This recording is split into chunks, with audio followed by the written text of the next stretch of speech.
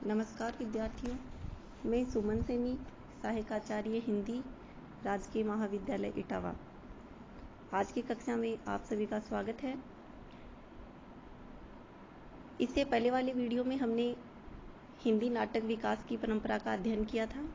उसमें हमने भारतेंदु युग के जो नाटक हैं उनका अध्ययन कर लिया है और आज का हमारा जो प्रकरण है वो है प्रसाद युगीन हिंदी नाटक, जिनकी समय सीमा 1900 से 1950 ईस्वी तक मानी गई है।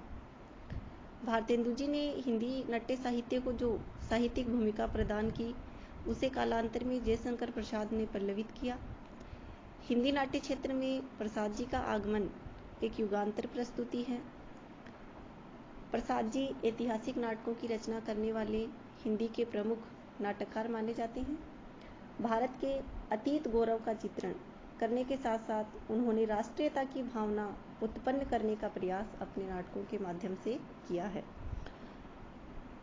प्रसाद जी ने अपने नाटकों के विषय बौद्ध काल, मौर्य काल एवं गुप्त काल से चुने हैं, जो कि भारतीय इतिहास का स्वर्ण युग माना जाता है। जयशंकर प्रसाद जी ने जो नाटक लिखे हैं उनके नाम इस प्रकार से हैं: विशाख, अजातशत्रु, कामना, जन्मेजय का नाग यज्ञ, स्कंदगुप्त, एक घूंट, चंद्रगुप्त और ध्रुवस्वामिन।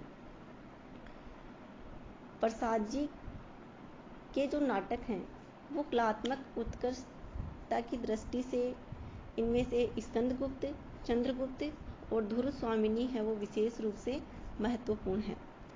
प्रसाद जी ने अपने नाटकों में अतीत के पट पर वर्तमान का चित्रण किया है और इनके नाटकों में हमें इतिहास और कल्पना का संतुलित समन्वय देखने को मिलता है। प्रसाद जी ने अपने नाटक ध्रुवस्वामिनी में नारी समस्या को प्रस्तुत किया है, जिसमें तलाक एवं पुनर्विवाह का अधिकार हिंदू स्त्री को है या नहीं, इस समस्या को इन्होंने बड़े ही कौशल के साथ इस नाटक में प्रस्तुत किया है। प्रसाद जी ने अपने ऐतिहासिक नाटकों की भूमिका में नाटक की कथा वस्तु के ऐतिहासिक स्रोतों तथा अन्य विवरणों पर विस्तार से प्रकाश भी डाला है। इन्होंने अपने नाटकों में भारतीय संस्कृति, जातीय गौरव एवं राष्ट्रीयता के गौरवपूर्ण चित्रण अंकित किए हैं। उनके जो नाटकों के नारी पात्र हैं वो आदर्श भारतीय रमणीय का रूप प्रस्तुत करते हैं। नाट्य शिल्प की दृष्टि से भी प्रसाद जी के नाटक बेजोड़ हैं। उनके नाटकों में भारतीय एवं पाश्चात्य नाट्य कला का संतुलित समन्वय हुआ है। एक और देखें तो हम उनकी कथा वस्तु, गीत योजना, रस योजना, विदूषक, उदात्त नायक, ऐसे जो तत्व हैं वो भारतीय नाट्य कला से लिए गए हैं। तो दूसरी ओर कार्य व्यापार, अंतर्द्वंद, संघर्ष एवं व्यक्ति वैचित्र्य जैसे तत्व पाश्चात्य नाट्य कला से लिए गए हैं।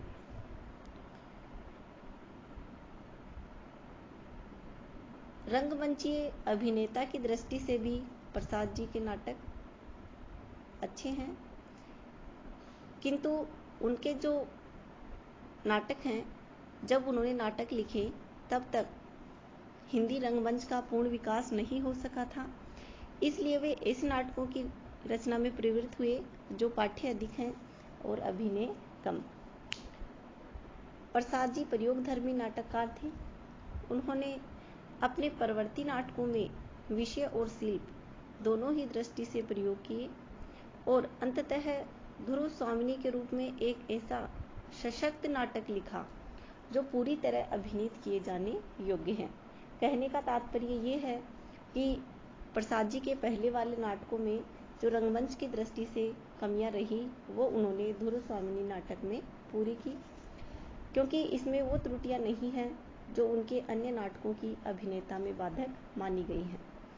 उन्होंने न केवल ऐतिहासिक नाटक लिखे, अपितु उनकी कामना जो नाट्यकृति है वो संस्कृत के प्रबोध चंद्रोदय शैली की एक अन्य उपदेशक रचना है। एक घूंट उनका एक सफल एकांकी है। तो करुणालय जो उनका नाटक है वो गीति नाट्य के अंतर्गत रखा जा सकता है। अगर संक्षेप में कहें तो हिंदी की ऐतिहासिक नाट्य परंपरा में प्रसाद जी श्रेष्ठतम नाटककार हैं। प्रसाद युग के अन्य उल्लेखनीय नाटककारों में हम देखें तो हरिकृष्ण प्रेमी, लक्ष्मी नारायण मिश्र, सेठ गोविंद दास, गोविंद वल्लभ पंत, उपेंद्र नाथ अश्क, वृंदावन लाल वर्मा, चतुरसेन शास्त्री, पांडे बेचन शर्मा उग्र आदि के नाम हम ले सकते हैं। सबसे पहले हरिकृष्ण प्रेमी जी के बारे में देखते हैं। इन्होंने मध्यकालीन इतिहास से विषय वस्तु का चयन किया है और भव्य ऐतिहासिक नाटकों की रचना की है। इनके जो नाटक हैं वो रक्षाबंधन, शिव साधना, प्रतिशोध, स्वप्न भंग, विषपान, शपथ, अमृतपुत्री, छाया, छायाबंधन आदि हैं। हरिकृष्ण प्रेमी जी एक प्रसिद्ध ऐतिहासिक नाटक हैं। इनके नाटकों की जो विशेषता है वो ये है कि इन्होंने हिंदू मुस्लिम एकता को स्थापित करने का प्रयास किया है। उनका जो नाटक है रक्षाबंधन, जो सन 1934 ईस्वी में प्रकाशित हुआ था, उसमें रानी कर्णवती मुगल सम्राट हुमायूं को राखी बांधकर अपना भाई बना लेती है। इसी प्रकार प्रतिशोध नाटक में बुंदेलखंड के वीर योद्धा चंपत राय एवं उसके पुत्र छत्रसाल के जीवन चरित्र द्वारा राष्ट्रीयता की भावना मुखरित की गई है। स्वप्न भंग नाटक में शाहजहां के पुत्र द्वारा हिंदू मुस्लिम एकता के लिए अपना बलिदान कर देने की कथा है। प्रसाद युग के जो अन्य प्रमुख नाटककार के रूप में हैं, उनमें लक्ष्मी नारायण मिश्र का नाम उल्लेखनीय है। उनके प्रसिद्ध नाटक सन्यासी, कल्पतरु, राक्षस का मंदिर, मुक्ति का रहस्य, सिंदूर की होली आदि हैं। मिश्र जी समस्या प्रधान नाटकों की रचना के लिए प्रख्यात रहे हैं। सन्यासी नाटक उनका 1929 ईस्वी में प्रकाशित हुआ था, जिसमें विदेशी शासकों की छल कपटपूर्ण नीति, गांधी जी के असहयोग आंदोलन एवं रोलट एक्ट को विषय वस्तु के रूप में अपनाया गया है। उन्होंने सामाजिक समस्याओं, विशेषकर नारी समस्याओं को अपने नाटकों में कथावस्तु का आधार बनाया है।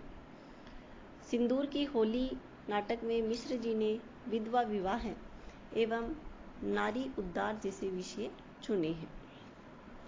इन्होंने कुछ ऐतिहासिक नाटकों की भी रचना की है, जिनमें गरुड़ ध्वज, वत्सराज, दशाश्वमेध आदि प्रमुख हैं। इसके बाद में अगले हैं सेठ गोविंद दास।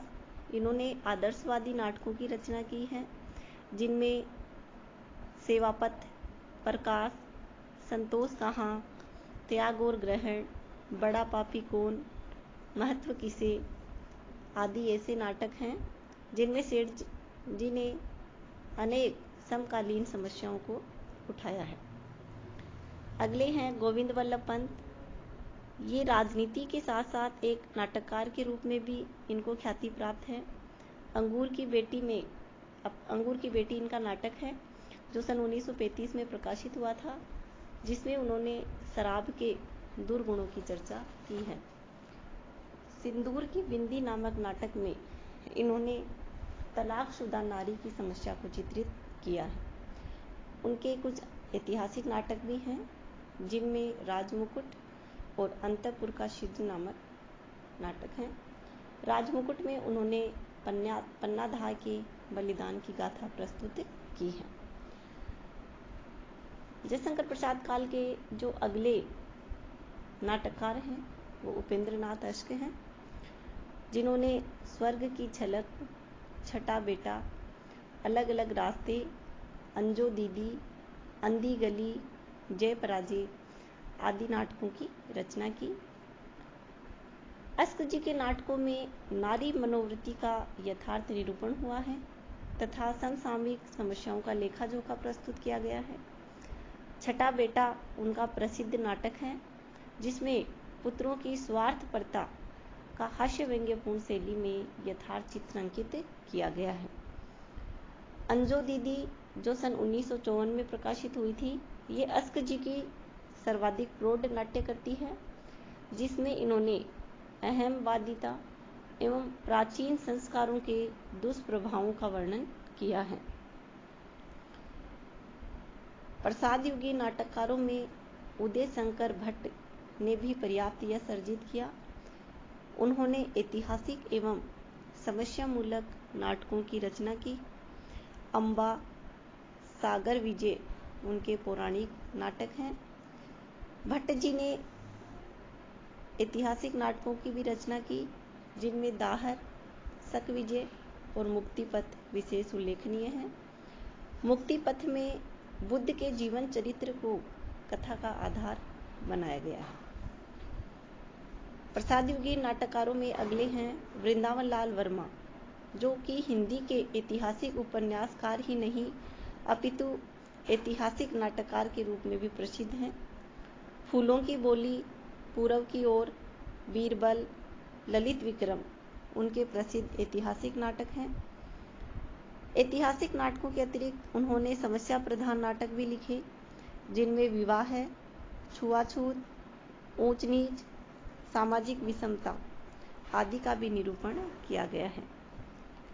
राखी की लाज, सगुन, नीलकंठ, केवट, निस्तार, देखा देखी आदि इनके प्रमुख समस्या प्रधान नाटक हैं। हिंदी के ऐतिहासिक नाटकों की परंपरा को समृद्ध बनाने में अनेक नाटककारों ने योगदान दिया, जिनमें रामवृक्ष बेनीपुरी ने अम्बपाली, कृष्णचंद्र, रूपलक्ष्मी, विष्णु प्रभाकर ने समाधि, चतुरसेन शास्त्री ने धर्मराज, दशरथ ओझा ने प्रियदर्शी, सम्राट अशोक आदि अनेक नाटकों की रचना करके अपनी प्रतिभा का परिचय दिया। इस प्रकार से हम कह सकते हैं कि जिस प्रसाद काल में जिन नाटकों की रचना हुई, वो समस्या मूलक नाटकों की भी रचना भी पर्याप्त रूप से हुई है। प्रसाद युग में यद्यपि समाज सुधार की प्रवृत्ति को आधार बनाकर नाटकों की रचना की गई। बाल विवाह है, अनमेल विवाह है, छुआछूत, वर्ण व्यवस्था, नारी स्वातंत्र्य, धार्मिक अंधविश्वास जैसी अनेक समस्याओं का चित्रण तत्कालीन नाटकों में हुआ है। किंतु इस काल में ऐतिहासिक नाटकों की रचना करने की ओर विशेष ध्यान दिया गया। प्रसाद जी ने जिन ऐतिहासिक नाटकों की रचना की, वे हैं विषय वस्तु एवं शिल्प की दृष्टि से अत्यंत प्रभावशाली हैं। प्रसाद जी हिंदी के श्रेष्ठतम ऐतिहासिक नाटककार हैं। इस काल के नाटककारों ने राष्ट्रीय गौरव एवं राष्ट्रीयता की भावना जगाने का स्तुत्य प्रयास किया। प्रसाद युग के कुछ अन्य नाटककारों ने समस्या मूलक नाटकों की रचना में भी विशेष ख्याति अर्जित की। इस काल में समस्याओं के यथार्थ चित्रण की प्रवृत्ति विकसित हुई और अनेक सामाजिक तथा व्यक्तिगत समस्याओं का निरूपण नाटकों के माध्यम से हुआ है। संक्षेप में हम कहें तो प्रसाद युग हिंदी नाटकों को प्रौढ़ता की ओर ले जाने वाला काल सिद्ध हुआ तथा यह प्रौढ़ता विषय एवं शिल्प दोनों ही दृष्टियों से मानी गई है। आज के हमारे इस वीडियो में इतना ही। हम हमारे आगे वाले वीडियो में पढ़ेंगे प्रसादोत्तर हिंदी नाटक। धन्यवाद।